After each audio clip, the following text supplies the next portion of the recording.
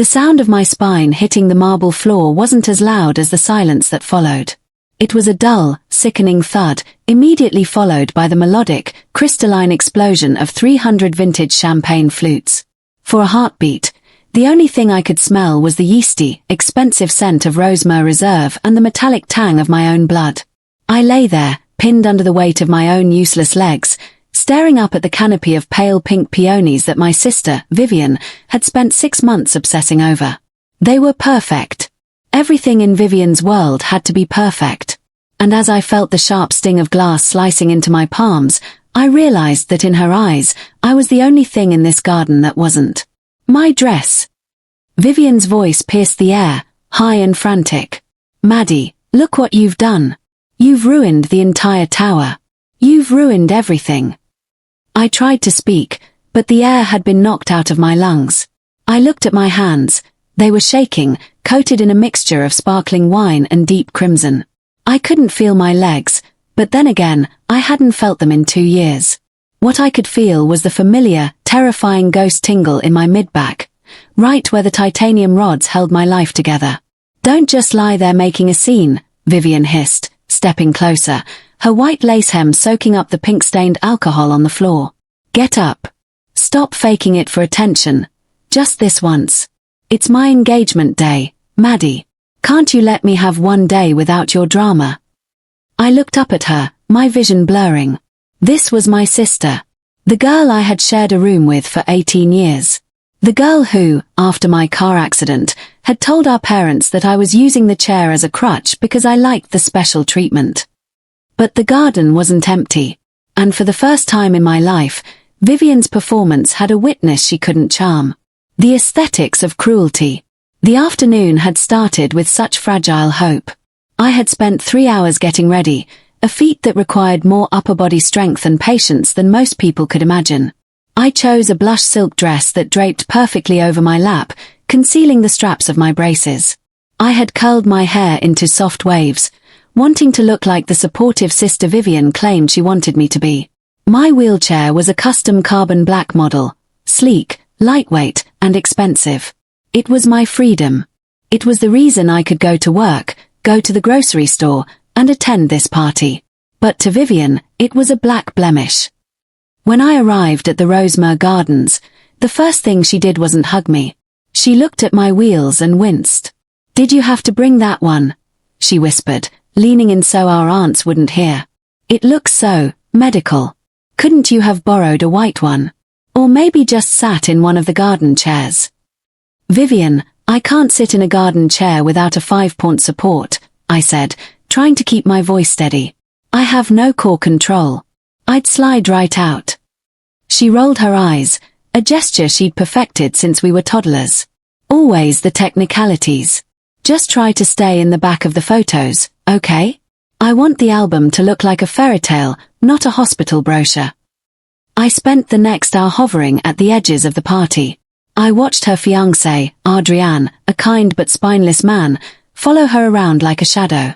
I watched her whisper to her bridesmaids, gesturing toward me with a pitying shake of her head. I knew the narrative she was spinning. Poor Maddie. She's so bitter about her legs that she tries to overshadow me every chance she gets. Then came the tablecloth incident. I was sipping punch near the fountain when Vivien marched over with a heavy, white linen cloth. Without a word, she began draping it over my lap, tucked it behind my back, and tried to shroud the wheels of my chair. "What are you doing?" I asked, pushing her hands away. "It's for the wide shots, Maddie. The black frame is catching the light. If we cover it with the linen, it'll just blend into the tablecloths of the buffet. It'll look like you're just sitting at a table. It's much more elegant." "I am not a piece of furniture, Vivien," I said, my voice rising. "I am your sister. If you're embarrassed by my chair, that's your problem, not mine." Her face shifted then. The mask of the blushing bride-to-be slipped, revealing the jagged edge of the girl who used to break my dolls when I got better grades than her. "You're so selfish," she spat. "You've made your disability your entire personality just to spite me. Well, not today." The fall of the Queen. The photographer, a young guy who looked increasingly uncomfortable, called for the full family portrait in front of the 10-tier champagne tower. It was the centerpiece of the event.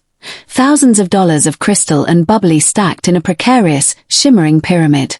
"Okay, everyone. Tallest in the back," the photographer directed. Vivien pointed to a small, armless velvet chair she had placed at the very end of the line. "Maddie, sit there. Adrienne, help her move." "Vivien, I told you," I said, my heart starting to race. "I can't balance on that. I need the backrest and the side guards of my chair." "It's a 5-minute photo," she snapped. She looked at the crowd, her voice turning sweet and performative. "Oh, come on, Maddie. Don't be difficult. Do it for me. Just for one picture." The guests began to murmur. I saw my aunts nodding. "Why can't she just sit in the chair? She's being so dramatic." Before I could protest further, Vivien moved. It was a blur of white lace and aggression. She didn't ask, she acted. She grabbed me under my armpits and yanked upward with a violent, clumsy force. "I've seen you move in physical therapy, Maddie. I know you can stand for a second," she hissed in my ear. But I couldn't. Not without my braces locked. Not without warning. Vivien's heels caught on the hem of her own gown. She stumbled backward, losing her grip on me. Because I had no way to catch myself, I pitched forward like a felled tree. I didn't just fall, I launched. I slammed into the corner of the heavy oak table supporting the champagne tower. The impact sent the entire structure swaying. Then, with a sound like 1,000 windows breaking at once, the tower collapsed. I hit the floor amidst the rain of glass. The pain was immediate and blinding, a hot, searing white light that felt like it was radiating from my neck down. The doctor's verdict. As I lay there, trapped in the wreckage, I heard the gasps of the crowd. But above it all, I heard Vivien. She wasn't asking if I was okay. She wasn't calling for a doctor. "My dress is ruined," she wailed, clutching the silk. "Look at this. There's glass everywhere. Maddie, why would you lean forward like that? Did you do this on purpose?" Enough. The word wasn't loud, but it had the authority of a gavel hitting a block. A woman stepped out from the crowd of guests. She was tall, with graying hair pulled into a sharp bun and eyes that looked like they could see through lead. I knew that voice. I knew those eyes. Dr. Eleanor Vale. She was the head of neurosurgery at the university hospital. She was also the woman who had spent 14 hours in an operating room 2 years ago, picking bone shards out of my spinal canal. I hadn't realized she was on the guest list. She was a distant cousin of Adrienne's family. Dr. Vale knelt beside me, her movements fluid and calm. She didn't look at the glass. She didn't look at the ruined champagne. She placed 2 fingers on my neck and looked me directly in the eyes. "Madison, don't move your head," she said firmly. "I'm here. You're okay." "She tripped, Eleanor." Vivien shouted, her voice shaking with fake concern now that she realized who was helping me. I was just trying to help her into the chair and she went limp. I think she did it for the shock value. Dr. Vale didn't even look up at her. "Adrienne," she called out to the fiancé. "Call 911. Tell them we have a spinal cord injury patient who has suffered a high-impact fall and potential neck trauma. Now." "It's not that serious," Vivien protested, stepping forward. "She's fine, she's always." Dr. Vale stood up then. She was shorter than Vivien, but in that moment, she looked like a giant. "I am this woman's surgeon," Dr. Vale said, her voice dropping into a register that made everyone in the garden freeze. "I have seen the internal decapitation she survived. I know exactly how much faking is involved in a T12 complete lesion. And I saw exactly what happened, Vivien." The garden went deathly silent. "I saw you grab her," Dr. Vale continued, her eyes flashing with a cold, professional fury. "I saw you yank her out of a stable mobility device against her will. This wasn't an accident. This was an assault on a paralyzed woman. And I will be happy to state that into a police record." The aftermath. The sirens arrived 10 minutes later, cutting through the posh silence of Rosemere Gardens. The paramedics moved with practiced urgency, sliding the backboard under me. I saw my father standing by the fountain, his face pale with shame, finally realizing that the difficult daughter he'd been told about was actually a victim. I saw Adrian standing by the ruined cake, looking at Vivien as if he were seeing a stranger. He didn't follow her when the police asked her to step aside for questioning. As they lifted my stretcher, I looked over at my sister. Her perfect engagement dress was shredded at the bottom, stained pink and brown. Her makeup was ruined by angry, ugly tears. She looked small. She looked mean. "I'll see you in court, Vivien," I whispered as they wheeled me past. She didn't answer. She couldn't. The perfection was gone, and for the first time in my life, I wasn't the one who was broken. I was just the one who was finally, truly, moving on.